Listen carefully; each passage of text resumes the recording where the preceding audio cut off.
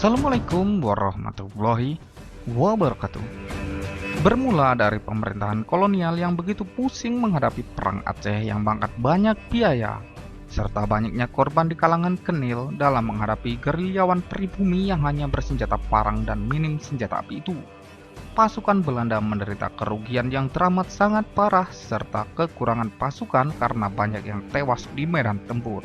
Aceh saat itu sulit untuk dikuasai, maka pemerintah kolonial mencari cara mengalahkan para pejuang. Lalu muncullah sebuah gagasan membentuk pasukan khusus yang efektif menghadapi gerilyawan. Pasukan yang beradaptasi dengan gaya perang kaum gerilyawan. Jadilah sebuah pasukan anti-gerilya.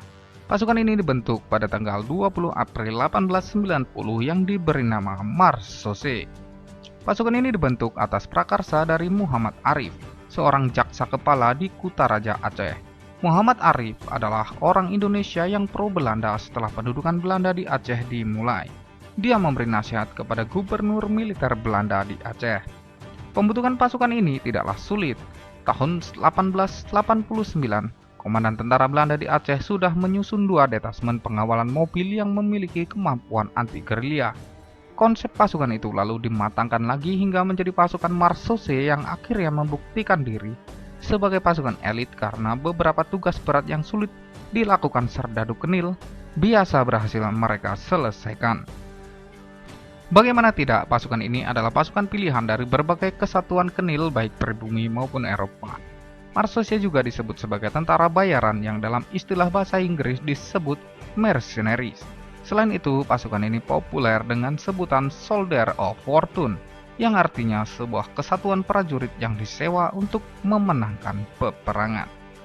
Dalam kasus ini, Marsose tidak memperdulikan siapa lawannya, baik itu pribumi atau orang asing.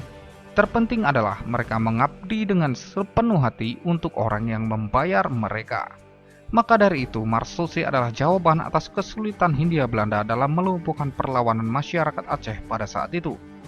Korps ini resmi diterjunkan di Aceh pada tanggal 20 April tahun 1890. Peran Marsose di Aceh mirip dengan infanteri atau pasukan jalan kaki dengan kemampuan kontra gerilya, yang merupakan cara yang paling cocok untuk melawan gerilyawan Aceh. Marsose ditugaskan di Hindia Belanda antara lain dalam pertempuran melawan Sisingamaraja ke-12 di Sumatera Utara yang pada tahun 1907 berhasil mengalahkan dan menewaskan Sisingamaraja ke-12. Pada Perang Aceh, Marsose dapat menguasai pegunungan dan hutan rimba raya di Aceh untuk mencari dan mengejar gerilyawan Aceh. Anggota pasukan Marsose terdiri dari orang-orang Belanda, Prancis, Swiss, Belgia, Afrika, Ambon, Manado, Jawa, Sunda, juga beberapa orang Nias dan Timor. Komandan Marsose yang terkenal bengis dan sering membantai rakyat Aceh adalah Hans Christoffel yang berasal dari Swiss. Senjata yang digunakan oleh pasukan ini adalah bedil pendek atau karaben. Selain itu, ada juga senjata tajam tradisional khas penduduk setempat yang dipakai, seperti klewang dan rencong. Pasukan ini tidak tergantung pada jalur suplai logistik dan angkutan militer, malah sudah terbiasa berjalan kaki. Karakter berani yang dimiliki dalam bertempur adalah tidak terlalu mengandalkan senjata api, melainkan senjata tajam tradisional klewang yang diandalkan untuk menghabisi lawan dari jarak dekat. Penggunaan senjata tajam sangat membantu prajurit khusus ini sehingga bisa membunuh lawan tanpa bergaduh dan membuang-buang peluru. Marsose dalam banyak catatan lebih banyak melakukan tugasnya sebagai pasukan kontra gerilya di Aceh dan Tanah Batak. 2 daerah itu sangatlah sulit dikuasai pemerintahan kolonial hingga awal abad ke-20. Marsose dalam jumlah besar dibutuhkan di sana untuk waktu tugas yang lama. Marsose sebenarnya tidak hanya ditugaskan di 2 daerah itu, tapi juga di beberapa tempat seperti di Kepulauan Nusa Tenggara juga Sulawesi. Walau dengan personil yang tidak terlalu banyak, cerita kekejaman pasukan Marsose lebih banyak didengar di Aceh saja dan Tanah Gayo saja. Pasukan ini memiliki serdadu-serdadu yang memiliki keberanian, semangat tempur tinggi, serta mampu melacak keberadaan para pejuang Aceh dan menumpas habis pasukan Aceh beserta masyarakatnya.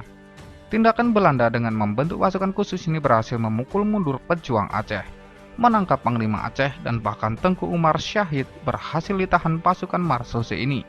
sementara Panglima Aceh lainnya dibuang ke luar daerah. Melihat prestasi yang sedemikian gemilang, Belanda berpikir bahwa Aceh telah takluk pada Belanda dan para pejuang-pejuangnya dengan sukarela menyerahkan diri. Namun perkiraan mereka saat itu salah. Perlawanan Aceh ternyata semakin membara akibat berbagai macam kekerasan. Masyarakat Aceh menaruh benci yang sangat mendalam.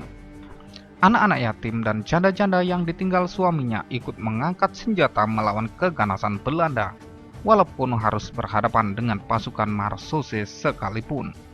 Dengan rasa nekat dan semangat perang sabil, masyarakat Aceh berjanji akan membunuh semua Belanda. Tidak peduli apakah pasukan Belanda dan masyarakat Belanda, semua akan dihabisi. Janji ini bukan isapan jempol belaka. Para pejuang Aceh beserta seluruh komponen masyarakat Aceh mengangkat rencong setinggi-tingginya. Pasukan Belanda dibuat kalang kabut dan menderita kekalahan mental yang sangat berat. Belanda tidak habis pikir, bagaimana dengan hanya bersenjatakan rencong, satu orang Aceh bisa membunuh 8 pasukan Belanda. Dari peristiwa itu timbul sebutan Belanda untuk orang Aceh, yakni Aceh Morden, pembunuhan Aceh, dan Aceh Pungo, Aceh Gila. Perang khas Aceh atau Perang Gila ala masyarakat Aceh ini telah menewaskan beberapa panglima pasukan Marsuce dan panglima tinggi Belanda. Berdasarkan catatan sejarah sejak saat itu, Belanda kemudian meninggalkan Aceh sebelum Indonesia merdeka. Walaupun Belanda kembali ke daratan Jawa, namun Belanda tak berani menyentuh Aceh.